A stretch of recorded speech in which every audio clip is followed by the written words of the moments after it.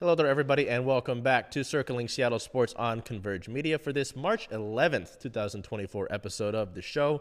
Great to be back in the studio, back here in Seattle after last week's show. Obviously, Liv Lyons and myself went down to Peoria for spring training, checked out the sites there, saw, the jerseys that everybody's been talking about, saw some of the new additions that continue to make noise for the Mariners as they hope to get back to the playoffs after last year just missing out by one game. Outside of that, the NHL trade deadline happened a few days ago. That had its certain excitement to an extent. The Seahawks made some big cuts as they prepare for free agency, which will be in 2 days by the time that you're seeing this. The Sounders had their match rained out in Philadelphia. It isn't always sunny in Philadelphia, despite what that show is called.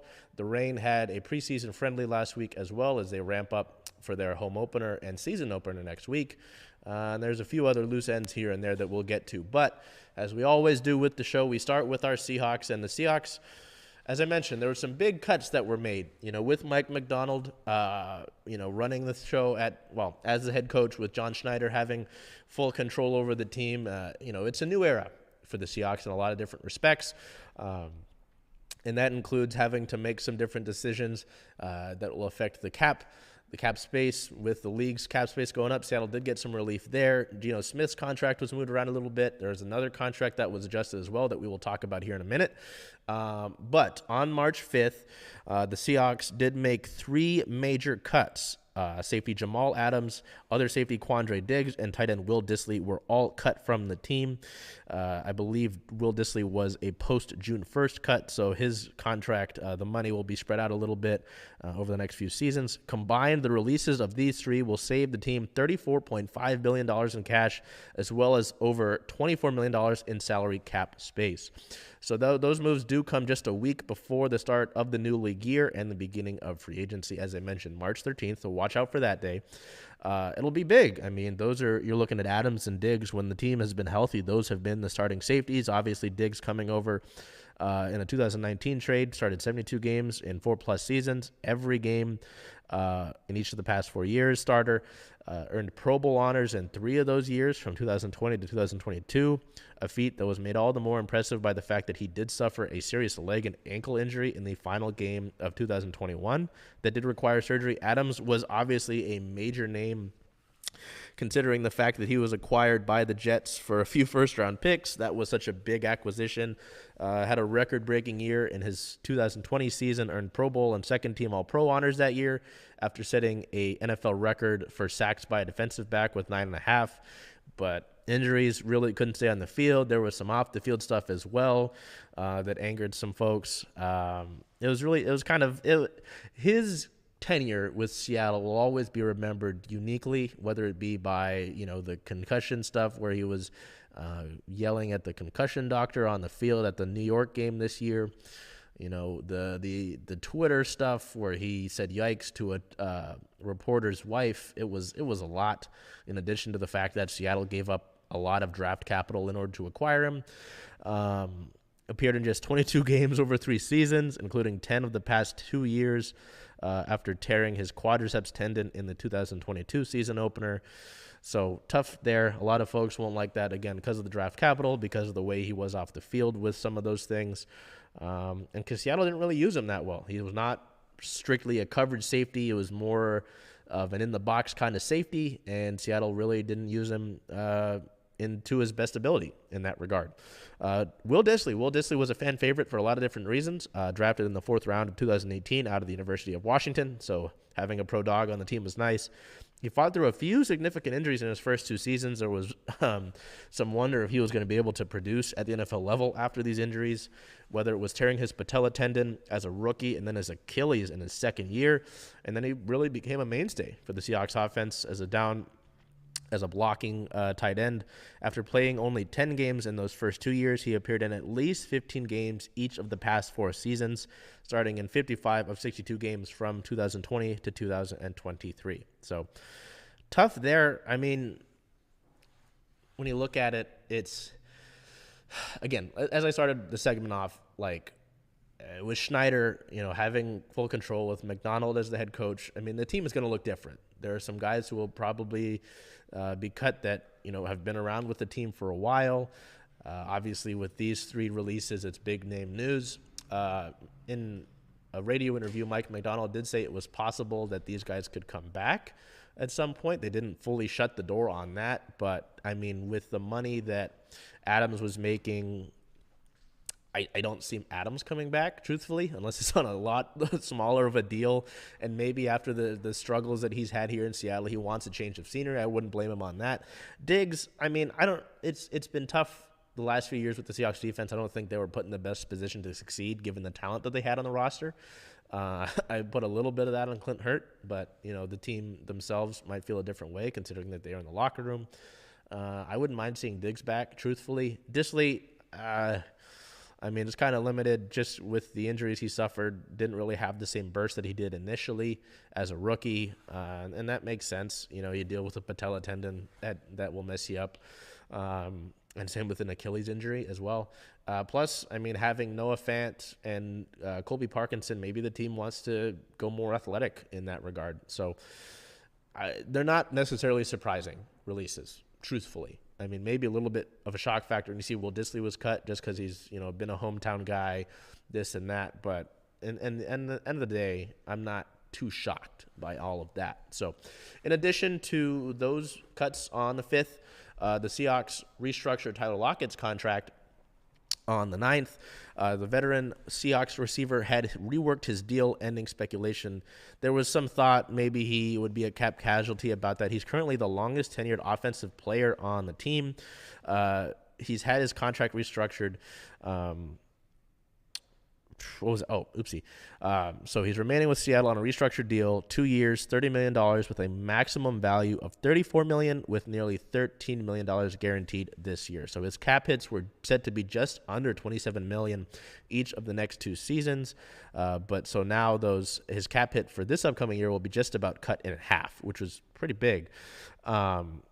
There was some thought that maybe he'd be a cap casualty given, Seattle trying to rework the cap. Again, new era, as I mentioned. He's 31 years old. The team did draft Jackson Smith and Jigba last year. But Lockett's been a mainstay. He's been such a consistent guy. I mean, if you watched the show week by week through this past season, how many times we picked Tyler Lockett to be our offensive player of the game was just about every week. He's one of the greatest receivers in team history, funny enough. He's behind only Steve Largent for the Seahawks all-time spot in receptions, yards, and touchdowns. He's been efficient even when he doesn't get the ball at the time. Excuse me, goodness. And he was drafted to be a kick returner, funny enough, out of Kansas State. So just really glad that was able to get done and that Tyler Lockett didn't end up being a cap casualty of some sort or some way. So as I mentioned, March 13th is when free agency starts. It will be very interesting to see what Seattle does when that hits. There might be some other cuts, maybe a trade here and there. Some people have speculated around Draymond Jones. I don't really put a lot of stock into that, considering the fact that he's only been here a short amount of time. And again, with as much talent as the Seahawks defense has and has had, I don't really take a lot of stock into a lot of blame on them. I would like to see how Draymond Jones does in Mike McDonald's defense, but I expect some big moves to be made just considering the cap space that's being opened up for the team here. So as I mentioned, March 13th, that's a date to look at for the Seahawks and for when free agency starts. So we move over here to the Mariners segment of the show. And like I talked about last week, whether it was on the back lots or, from the hotel room, we take certain aspects of these spring training games and, we look at those. Not so much looking at the wins and the losses, but more on the individual performances of players and their growth and how they might impact the lineup on a day-to-day basis at the major league level. So we go over here to the Mariners, and March 5th was a split squad game. Liv and I were at the game at Peoria against the Rangers, and we'll look at that. That was a 9-10 loss, unfortunately.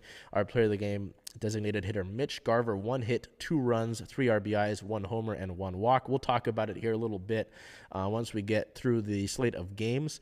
But Garver is a guy who has performed well. He was brought in to be the day-to-day designated hitter, and he's looked like that. He has looked like that, whether it was when we saw him on the 5th, we talked to him afterwards. And he's hit well, and that's obviously what Seattle's needed over the past few years.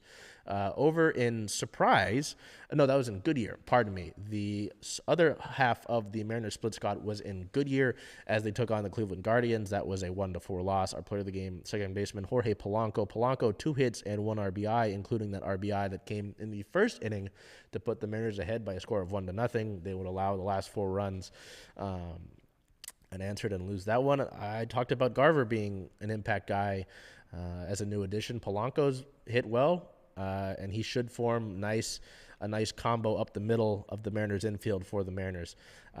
When we get to the regular season, as long as he can stay healthy, that's been the concern with a lot of the additions this past free agency and off season.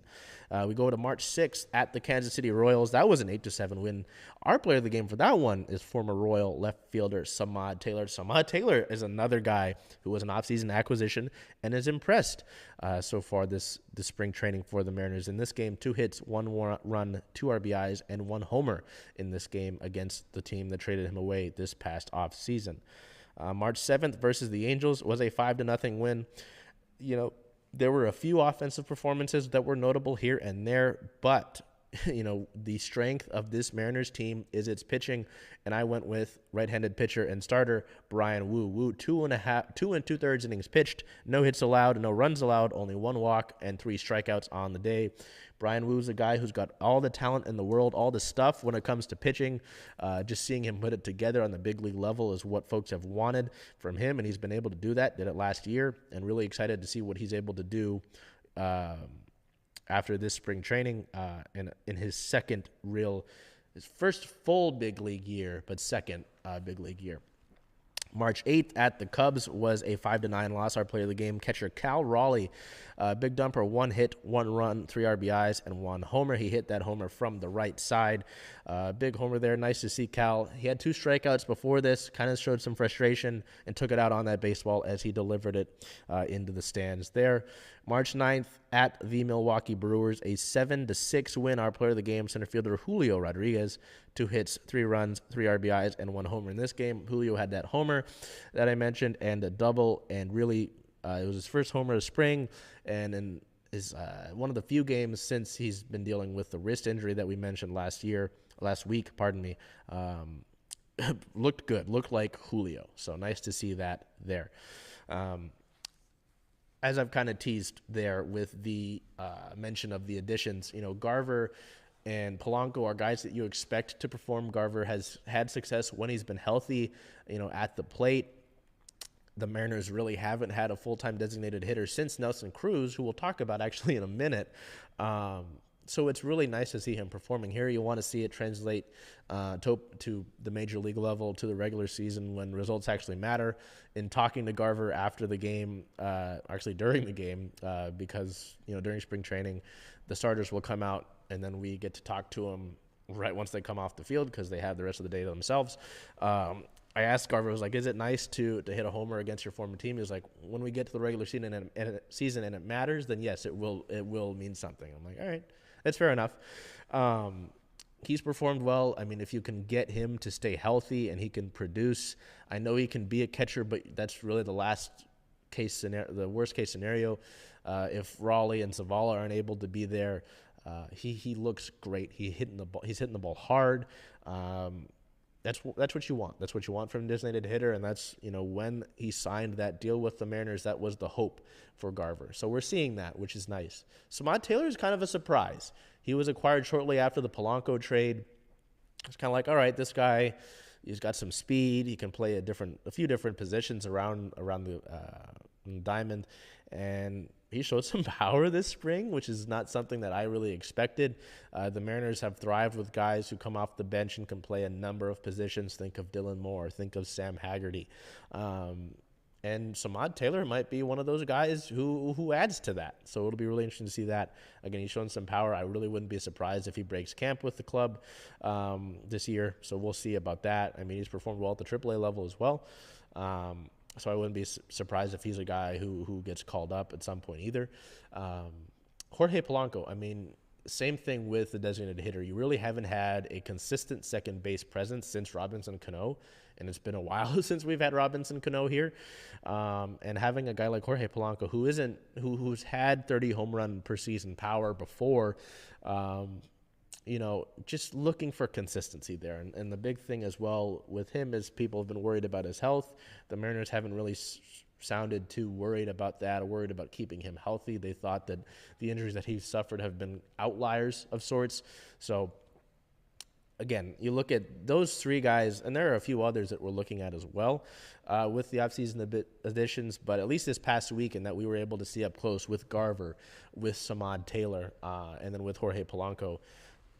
Something to be excited about, and something I'm looking forward to seeing on a day-to-day basis, seeing how they make this ball club better, and their attributions to wins, a lot of wins, hopefully. So some unfortunate news with the Mariners that we got actually on Sunday, March 10th. We found out that right-handed pitcher Jackson Kowar was placed on the 60-day injured list with a right ulnar collateral ligament tear. He will have Tommy John surgery in Dallas next week.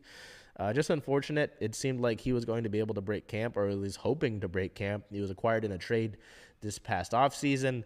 A guy that, you were hoping to see become another star, out of the bullpen, another addition for this pitching staff that, the coaching staff was going to be able to harness his ability, and just it's not going to be able to happen, at least not this year, it seems, because of this. It's tough. It's tough with pitchers.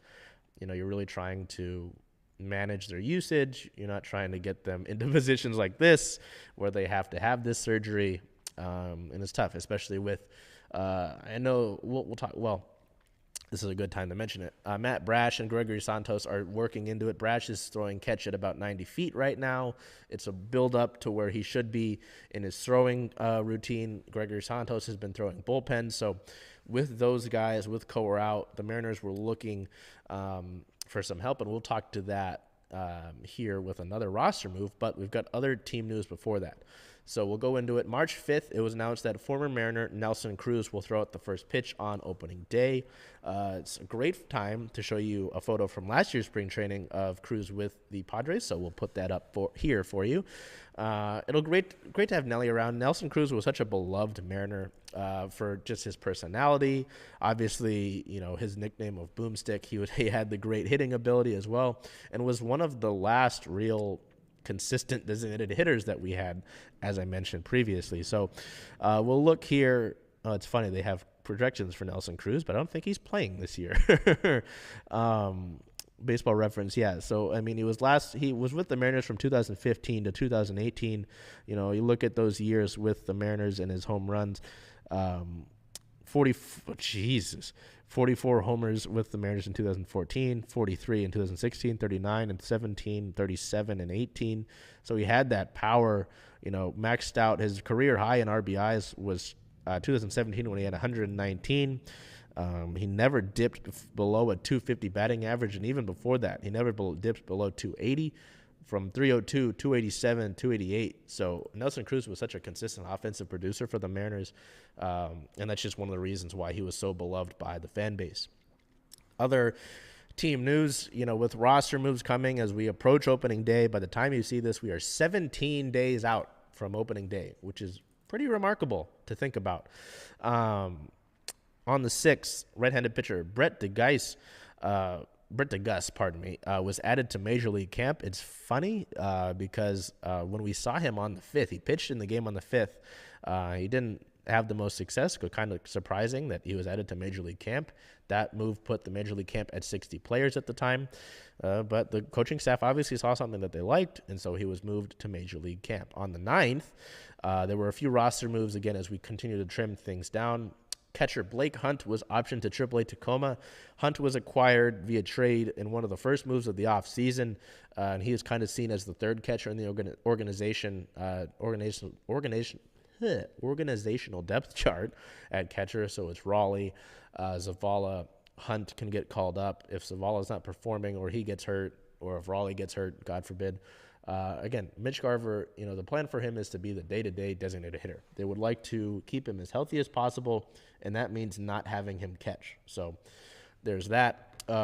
3 players were reassigned to Major League camp: infielder Michael Chavis, outfielder Isaiah Gilliam, who performed well at the AAA level for the Tacoma Rainiers. So it'll be fun to see what Gilliam does with Rainiers this season, as well as utility player, infielder/outfielder Nick Solak. The other news that I mentioned with, having Brash and Santos working back from injury was that the team officially signed relief pitcher Ryan Stanek on Sunday to a 1-year deal. Stanek is 32.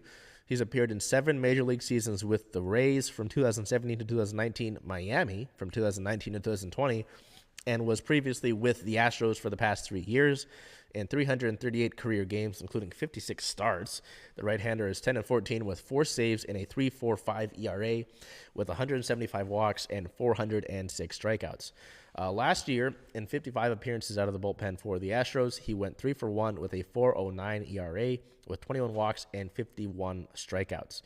He helped pioneer the opener position with the Rays, making 56 starts between 2018 and 2019 and posted a 2.71 ERA in those games. His 56 starts of 2 or fewer innings pitched are the most in Major League history. The right-hander also brings 23 games of postseason experience to the Mariners, going 3-0 with a 2.7 ERA with 6 walks and 21 strikeouts in those respective appearances, including 7 of those in the World Series from 2021 to 2022. So, there's a few things that are tough there. It's tough with Kowar because, again, as I mentioned, there was some thought that maybe he was going to be able to break big league camp with the Mariners. Kind of exciting, though, to see Stanek added. He was a guy who's been a pain to deal with before. Add some veteran experience, as we just talked about. Thank you to Mariners PR for those numbers. Always great to work with those folks. And, with the injuries to Santos, to Brash, with Kowar there, with Brash and Santos working back, though, and not to that, just adding more punch to the bullpen is great. A bullpen that's been one of the best year to year in all of baseball the past few seasons. It's great to add that. You add Santos, you lose guys like Sewald, like Topa. Unfortunate, obviously, but retooling so that those losses aren't just a net loss is nice to see. So with that, we did show it last week, but we'll run it again. We'll show you our talk with Harry Ford from spring training last week. So, Harry Ford, you were working with George Kirby back there. I just want to ask what it's like working with him, because we hear a lot about how intense the guy is, and obviously, an excellent pitcher, but what's your experience been like with George?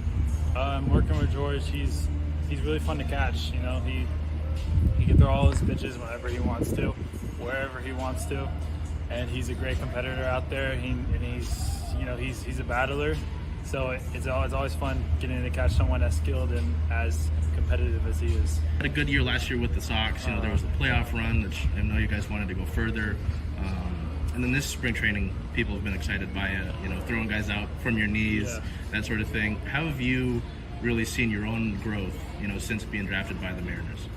I've grown in all areas. Grown as a player, grown as a man, and every day I'm learning something new. Getting to be around all the other guys that we have here has helped a bunch, and they teach me something every day. And so I've been growing a lot in all areas. What have you seen? Because I just saw you guys were with Ty Pete as well, amongst a few other guys. A lot of folks are excited by that draft class as well, with Colt Emerson and Johnny Farmello. Do you have any interaction with some of those guys? Obviously, with spring, I'm sure you do. Yeah. I see him around. We have a Bible study going on, and really? Johnny and Colt were there last night, so I went out to talk to them briefly. I see them around here and there. Don't always have time to talk, but yeah, they're good guys. Then just to kind of start wrapping you up here, I know spring, it brings all the guys together from the organization. How much interaction have you had with Cal, and what have you been able to moments share with him, maybe learn from him, or just kind of be around the guy? Yeah, I mean, I do all my stuff with Cal. Catching wise, I'm always around him when he's catching, and in the locker room and stuff. He's taught me a lot just about how to be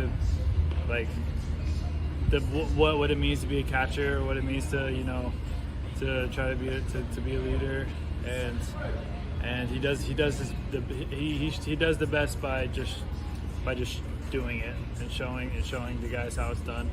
So being around him is I'm lucky to be able to have that. And then just to close you out here, you before we started, you talked about seeing you at the ballpark with the Mariners, and then obviously you spent the season with the Seahawks.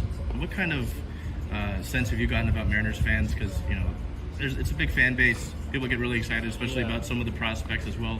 What has your interactions been like, and your thoughts on Mariners fans as well? Well, I mean, the fans, they bring the energy every day.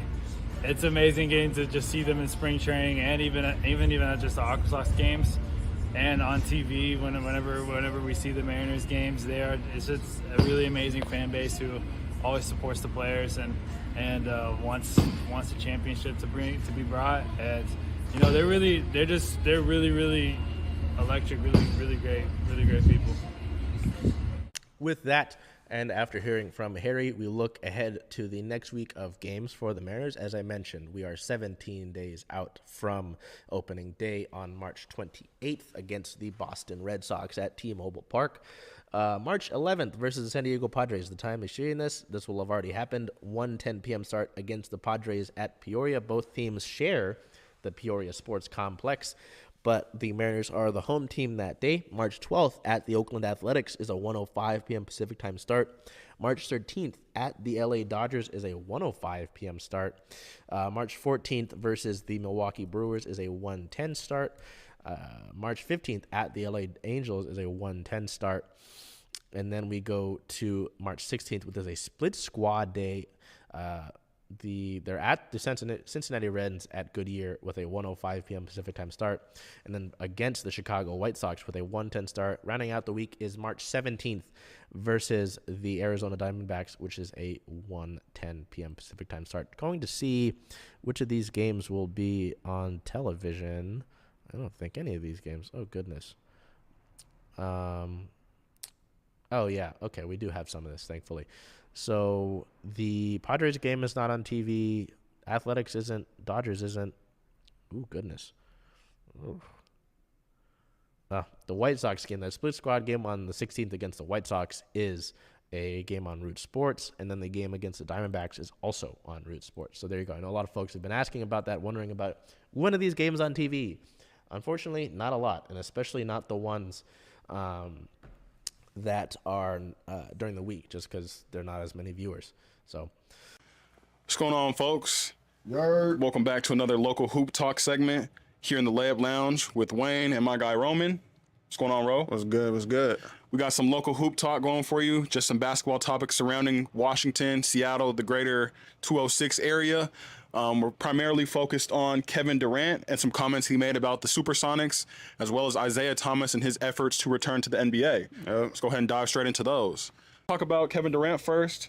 It was recently announced Brendan Haywood, a former Sonics player, was on a podcast, and they interviewed him, and he said that Kevin Durant has interest in either A, playing for the Sonics again, or B, having stakes in their ownership. So, Roman, if Kevin Durant does return to Seattle, one, do you think the fans will welcome him back with open arms? And two, what do you think that's going to look like when he does come back? I think, for one, will he be embraced by the fans? Absolutely. I mean, it wasn't his fault. The city decided to move on from the team. I mean, we really only gave him his rookie year. We didn't really give him a chance to blossom here in Seattle. I really think that Seattle basketball would be way bigger than it is right now if we had the Sonics still. But unfortunately, they went to OKC. But in terms of just him coming back and being part of the organization, whether he comes back as a player or as part of the ownership group, I think that the fans would love that. I think that him being part of the ownership group would be tremendous just for like players that may be looking to come play here. If we do get a team, I think he'd be a key recruiter. Yeah. I think that one of the main pitches would be that to turn up a city pretty much. I mean, that's been missing basketball. I think that regardless, like when we get a team, regardless of like what type of players that we have or how good that we are coming in, I think just the hype around like Seattle would be, it would be turned for sure. Like when he did come back with the Golden State Warriors and they played that preseason game in Seattle, just kind of the love and reception that they showed him. I think that's kind of just like a precedent for how it would be if he actually did come back. And I think, like you said, he'd be a key recruiter, like a major person, like bringing in players and free agents. We know how Kevin Durant's name carries weight, just like amongst NBA fans and NBA players. Like he's almost kind of one of those mythical players that you hear about. Like it's Kevin Durant, it's just KD. Yeah, he's gonna do what he does, and so having that as a part of our organization, like once we actually do get the Sonics back, whatever it looks like, I think that's a benefit and a plus. And I also think that the dudes that are from Washington or from the Seattle area would probably be looking to come back and try to play for the city, especially because I feel like out of all like the towns and cities, I feel like the players in the NBA like rep us the hardest out of anybody else that's from anywhere else. I think that the players that are from Seattle, they really rep it. They shout out like the former players are from here and things like that. It's a brotherhood specifically in Seattle. I just saw a recent thing that when Paulo was deciding to sign with a shoe deal, like a shoe brand, Michael Jordan called Jamal Crawford, and then Jamal relayed that message back to Paulo, and that's what got him to sign with Jordan. So I think it's a brotherhood all around. You hear guys like Jamal Crawford again, like he's out in TNT. He talks about guys like Zach LaVine, Paulo, DeJounte, like those guys. And so that it's just one big community. I think that having Seattle basketball here, having the NBA here would be big for that, because I think that guys who are from this area would want to come back. Kind of just streamlines us into our next topic. Talking about those local dudes have kind of like built that mentorship, like NBA vets, older dudes. Isaiah Thomas, 35 years old, just signed with the Salt Lake City Stars. Salt Lake City Stars. Salt Lake City Stars. He's back in the G League there, trying to work his way back into the NBA. So shout out to IT. The slow grind continues. Continue to work for that goal, and he actually scored 30 points in his first. So he's averaging 31 in his first two games with the Salt Lake City Stars. He's looking good out there. I mean, it took him a few shots to get to that 30, but he's just getting his legs under him again. I think that he'll be more efficient as he's playing more games, just because he hasn't played real games in a while. But yeah, I mean, from the film I saw, he's looking decent out there, and I think that whether it's this year he helps a team or even going into next year, that him just being around the league, him getting that film out there will really probably push him to sign somewhere. If it's not this year, for sure next year. For sure. I think that's what it is, just getting that tape, getting that footage. I know like a lot of the G League dudes that were balling like late in this season, like they actually got picked up. I know like the Lakers signed a couple, can't remember exactly who they signed, but G League, like week player of the week, they ended up like picking him up. So there's definitely a pipeline there. I think just him getting back out on the floor and getting that tape, like you said, is most important. And I mean, he's averaging 30. So I mean, the skill level is still there. Like there's definitely there's talent there. So it's just all comes down to the organizations and whether they're looking for a contributor, a starter, like a mentor, like what exactly. IT is a contributing player somehow. Like, so no matter what. And yeah, it really shows the humility that he has. He's not too good to play in the G League, like just his attitude. I think that the fact that he's came out and said numerous of times that he can fill any role, like you were kind of talking about. I mean, we've seen it. He was on the Charlotte bench not that long ago. He was out in Dallas and LA. Numerous roles that he's had over these last couple of years. So I think that the fact that you can see the love and passion that's there, and he just wants to be around the game, whether that is contributing on the floor or off the floor. So I think that he's going to get that opportunity soon, and he's going to flourish in any role that he's given. The state's tournaments for WIAA just wrapped up this week as well. So just kind of covering some of like the major winners. Eastside Catholic boys captured the 3A state title. The Garfield girls walked away with the 3A state title as well. Fourth straight, which is pretty profound. Eastside Catholic boys were frontlined by Jacob Kofi. The Garfield girls were frontlined by Katie Faiso. So shout out to those two young superstars, both going on to play at the next level in the college. So we're just going to keep up with y'all. But yeah, that pretty much wraps it up for today. Yeah. Thank you guys for tuning in. Circling Sports Layup Lounge, and we'll see you guys next week. Peace. To the Storm, and it's not a ton, The Storm kind of have a good amount of their roster locked up. It seems, there are a few players that are on training camp contracts. There's been Storm overseas news. There isn't this past week, unfortunately. And we're nearing closer and closer to the draft. And then eventually we'll get to preseason. But we do have a note on preseason. So March 7th, we found out that the WNBA had announced the second Canada game presented by Tangerine that will feature the LA Sparks and our Seattle Storm. They will play a preseason game on Sunday, May 5th at Rogers Place in Edmonton, Alberta. The 2024 WNBA Canada game presented by Tangerine will be the second preseason game ever played in Canada by the WNBA and the fourth preseason game outside of the U.S., following previous contests in Toronto, Ontario back in 2023, Manchester, England back in 2011, and Monterrey, Mexico back in 2004. The inaugural WNBA Canada game presented by Tangerine, a lot of that, saw the Chicago Sky defeat the Minnesota Lynx by a score of 82-74 in front of a sold-out crowd at Scotiabank Arena in Toronto. The preseason game set records for broadcast viewership, attendance, and merchandise sales in Canada. The WNBA is also coming off its most-watched regular season game in 21 years. Regular season in 21 years. Viewership for the 2023 season across the league's national television partners in the U.S. and Canada was up 21 and 32% respectively over the 2022 season.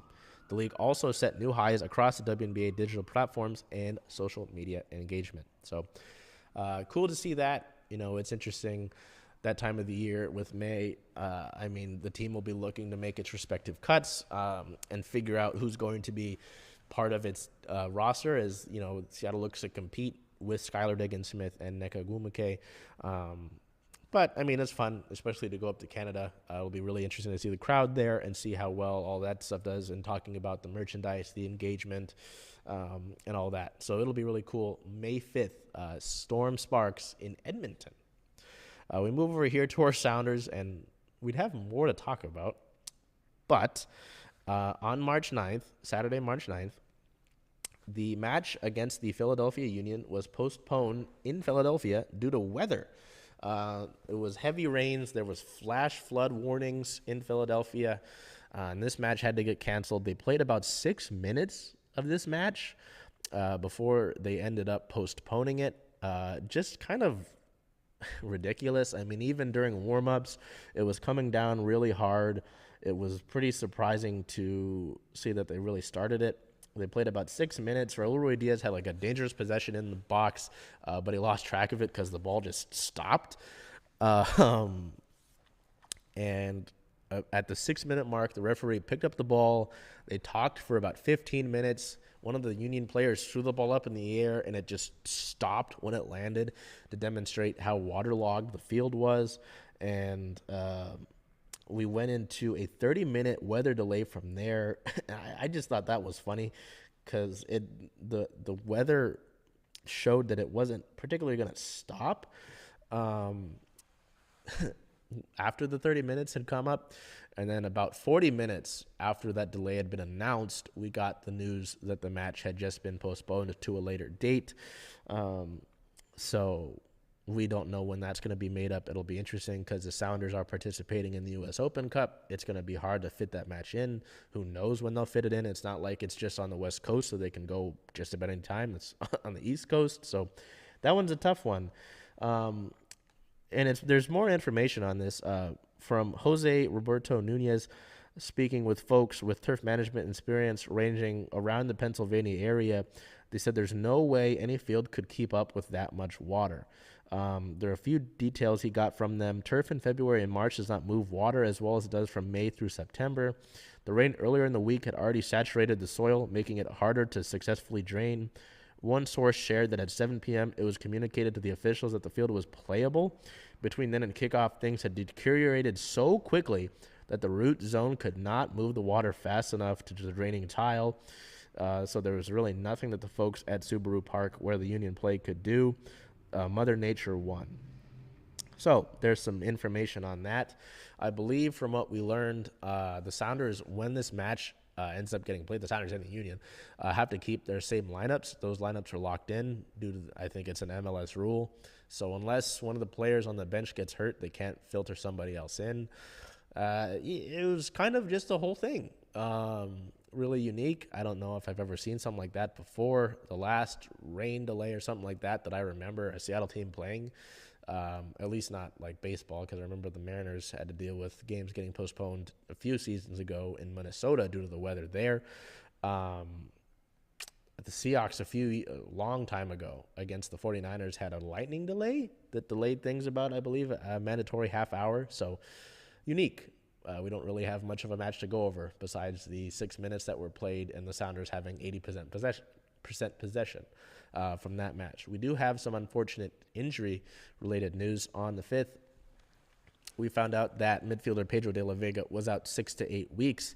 He suffered a right hamstring injury. It's the same injury he was dealing with shortly before signing with Seattle and when he was with the Argentinian U23 national team. Just unfortunate considering how much potential he's shown in the matches he played against LAFC and against Austin. Left that Austin game early because of that injury. After the match, Brian Smetcher said he really wasn't worried about it. Just tough there. So as I mentioned, out 6 to 8 weeks. It'll probably be closer to the 8 weeks. In talking with Brian Smetzer, he said a few things. More so like they want to get his hamstrings right. They want to make sure that this isn't a recurring injury. They have faith that he's durable. So that's tough blow to a team that's already dealing with a lot of injuries. So we'll look at that. And I mentioned a lot of injuries with the Sounders, and that goes with the pre-match injury report. Before that match that was waterlogged and delayed, there were 7 players out. Reed Baker-Whiting continues to be out with a hamstring. He's still a couple weeks out. As I mentioned with Pedro de la Vega, he was out from this match with a hamstring injury. Goalkeeper Stephen Fry continues to be out with a hamstring injury. I believe he's a week or so out. Same with midfielder João Paulo as he's dealing with a hip injury. Nathan is still working to get his green card. I'm not sure if he'll be back next week or not. Bradilio Rodriguez is dealing with a hamstring injury, and Albert Rushnak is out with an ankle injury. So still a lot of key contributors, a lot of guys who would start normally when they're healthy out, and then you add Pedro de la Vega to that list, and it's just really unfortunate, really tough, and frustrating for a team that is looking to make a lot of noise this year and be an impact player this season, trying to get back to Cup glory. So, excuse me. Goodness. We move over here to look at next week's match with, I really hope, doesn't get weather delayed out, as the Sounders sit still at the record of no wins, 1 draw, and 1 loss with 1 standings point. They play March 16th versus the Colorado Rapids, which is a 12:30 kickoff at Lumen Field. For viewing purposes, this is available on Fox and Apple TV, which is free. That match will be free, is what I'm trying to say.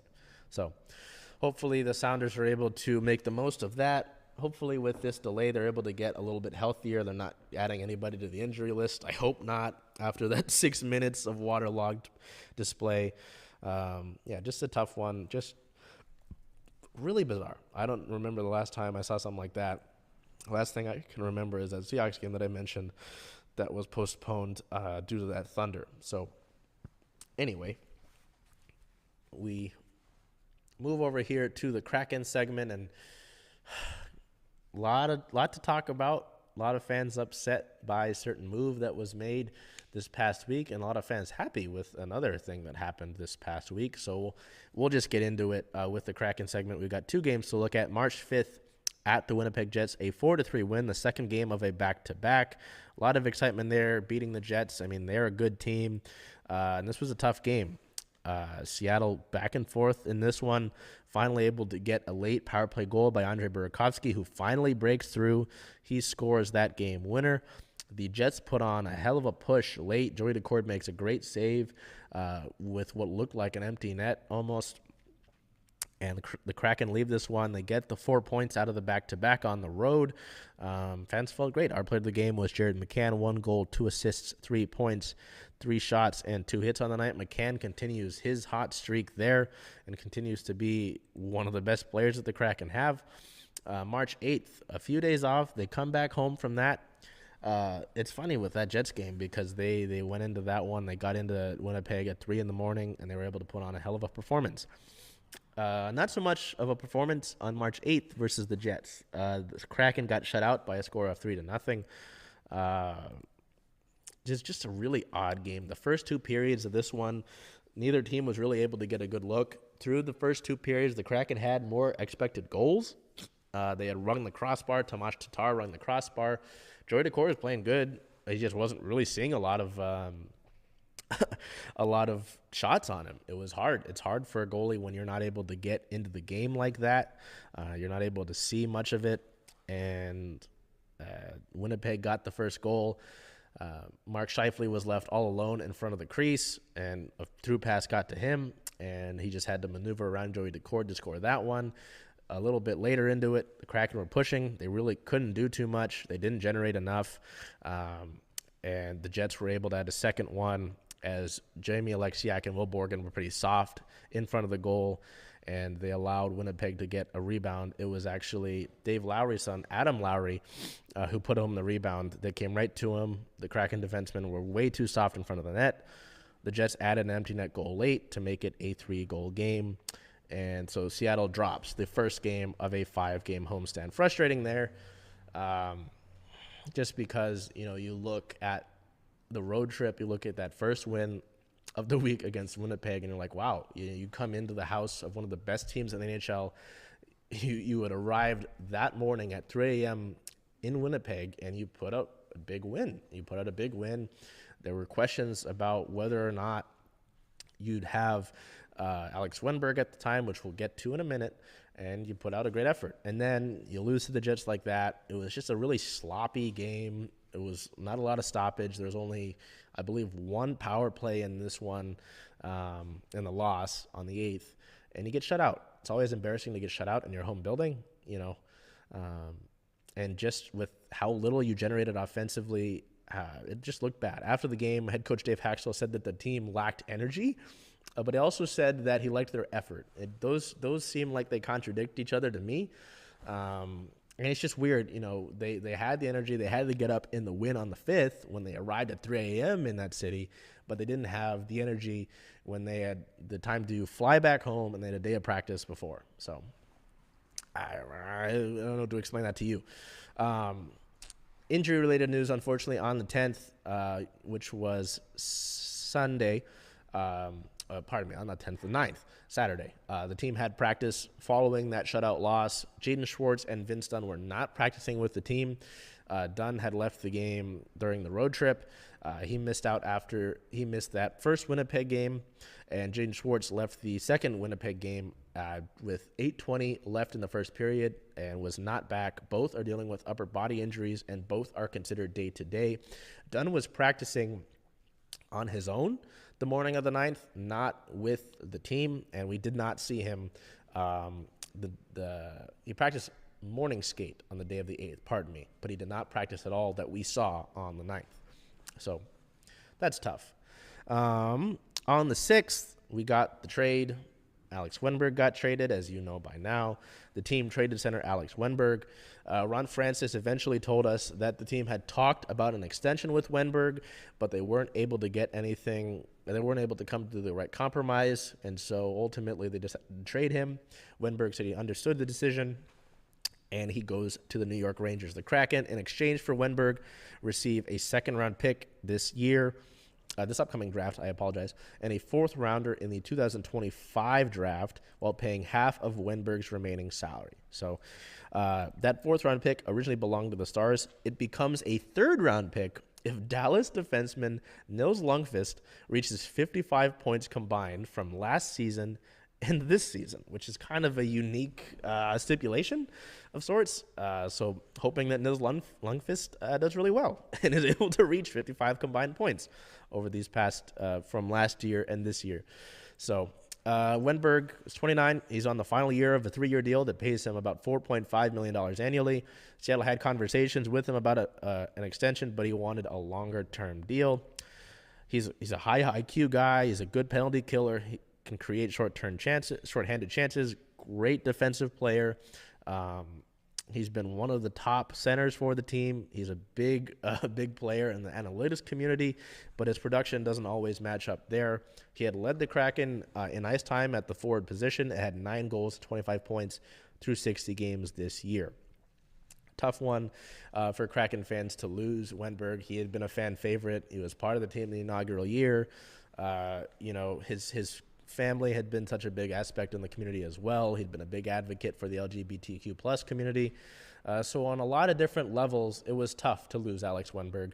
But considering the fact that he was going to become a free agent at the end of the year, that they couldn't come to terms on an extension, it makes sense for them to trade him. Getting a second rounder is nice, especially considering that this deal gets them more than some of the other players who are arguably better, what they had returned in trades prior to this. So I'm okay with it, just because you come to the realization that it was going to happen, and because of the return. So the Kraken have been drafting well in recent years, considering they've only been around for 3 years. So I'm excited to see who the second round pick becomes, and maybe that third round pick if Lundqvist is able to get to 55 points combined. But obviously it's tough for a lot of reasons. On the 8th, hours before the trade deadline, we found out that the team had announced that they had agreed to contract terms on an extension with forward and alternate captain Jordan Eberle on a 2-year, $4.75 million AAV deal to keep another member of the inaugural team around. The 33-year-old ranks 4th on the Kraken in scoring this year, totaling 37 points, 14 goals, 23 assists in 58 games. This season, when Eberle has been on the ice during 5-on-5 play, the Kraken have outscored their opponents by a score of 42-24. According to Natural Stat Trick, his 42 on-ice goals for are the most of any Kraken forward this year, and his plus 18 on-ice goal differential leads the team. Lost me for a second there.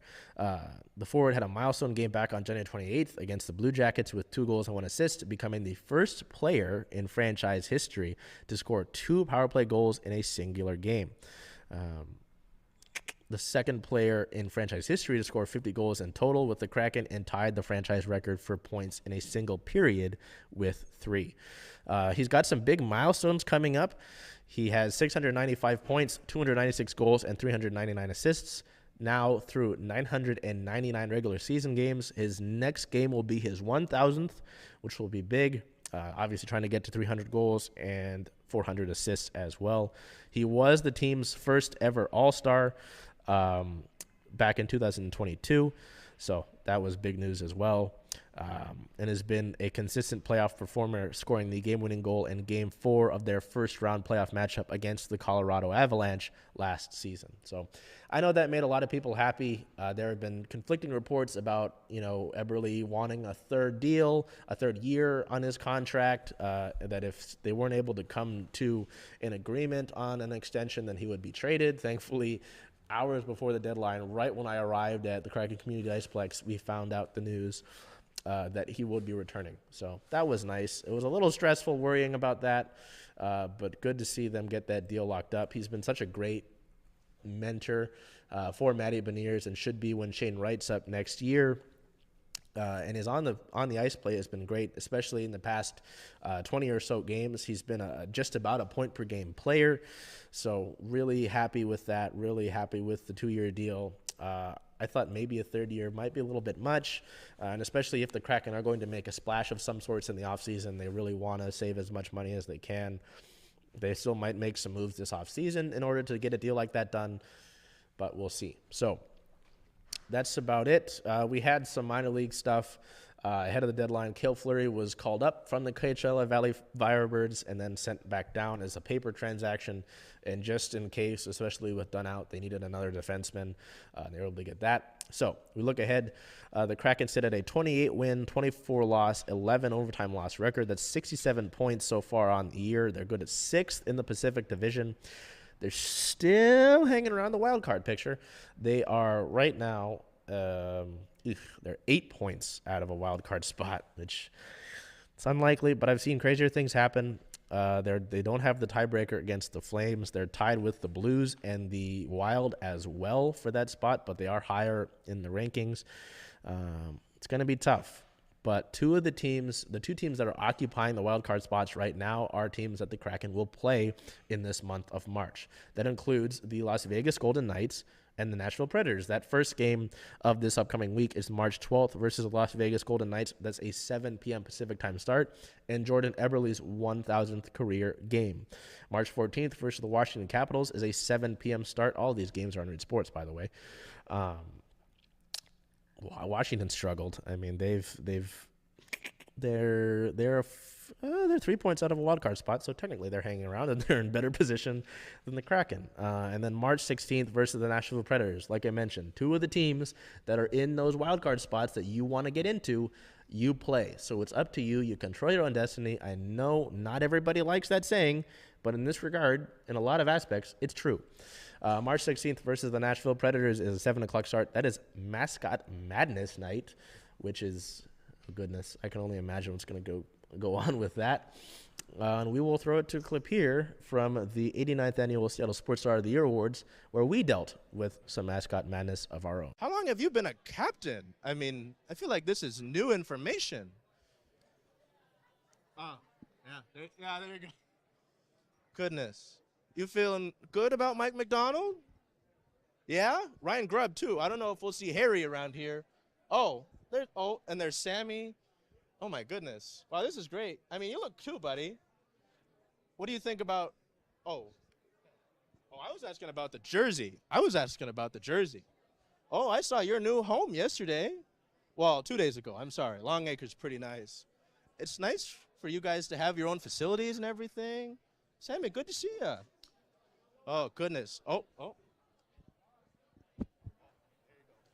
Thank you. I don't know if you can.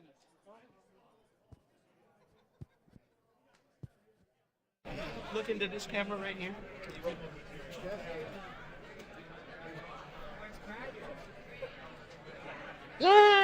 You know, Bowie does have a distinct smell. I wasn't sure if that was real, but it is real.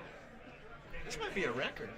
Because we did this for a minute when the Winter Classic jerseys revealed. I think this is over a minute. Good luck. We're up 2-1. We're up 2-1.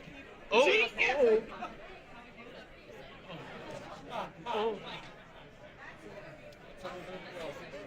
Good to see you. Go see that one right there.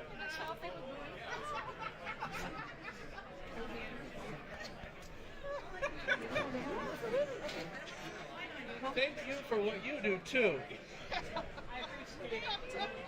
Don't give him any weapons. No guarantees. Oh, a camera boy.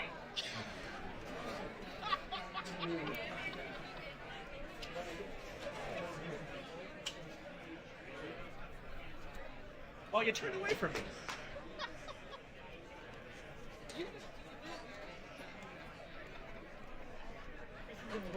No, yeah.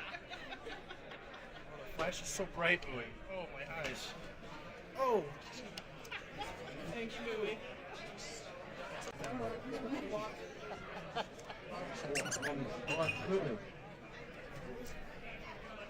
One thing for you. I'll do my best. I'll count them up. Besides you, who's the most fashionable mascot? Liz? Harry? Sammy? Seawolves mascot? Doppler's over there. He's got a big head. Among those, Moose is here. Harry? Sammy? Litz? You can stop me whenever. You? Yeah. Can I squeak your nose?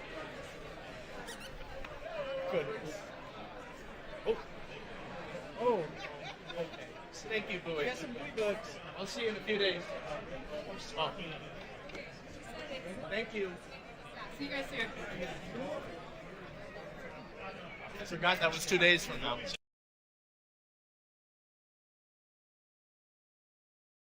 Some of that, I mean, that was, I can only kind of shake my head when I think of all of my interactions with Bowie. But we go from that to our last segment of the show with the Seattle Reign, who played 2 friendlies technically over the past week, but we only have access to the one. The last one that they played against the Portland Thorns was behind closed doors, and we haven't been given any information from the team about that. But March 6th At the University of Washington, the Reign in their past, since they've existed in the NWSL, have played a few friendlies on and off in the preseason with the UW women's soccer team, and that included this past year. A 2-1 win. Bethany Balser scored a penalty to get the game-winning goal. Jess Fishlock scored in the first half. The Huskies couldn't get the ball out of their own half, and it squirted out to Fishlock, who was able to take advantage, going far post on a little chip to score that one.